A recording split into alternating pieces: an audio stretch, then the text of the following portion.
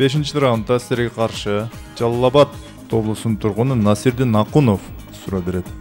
Суроосунун байгеси 1500 сом. Мониторго көңүл бурабыз.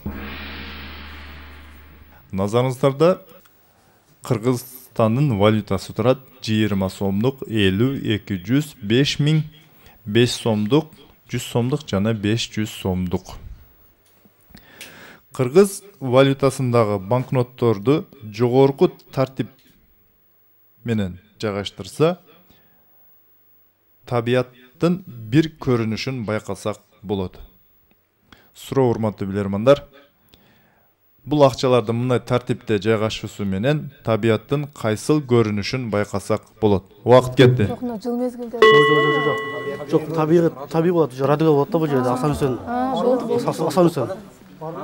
Үсөн болот да. Элүү сом турат да 20 сом, 50 сом, 5000, жогордан. 5500. Мөөнөтүн. Короче, жогору ушу бойдон систекенде болсо керек. Менде баягы короче, радуга да билбейм. Өлө жетип сотулайбы катар? Жетип турат. Сотукталыкпы?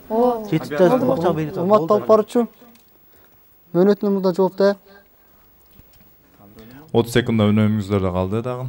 Ким жооп берет? Топчубаев Аскат мырза. Катура. Аскат мырза. Умат алып барчу биздин ой боюнча бул жерде дагы радуга же Асан Үсөндүн мындай 7 күн желесине 7 түшүгү ажырап көрсөтүп турат. Ошо да ойлойм. Асан Үсөн же Күн желеси. Радуга. Күн желеси болот ошо. Асан Үсөн менен Радуганын айырмасы барбы?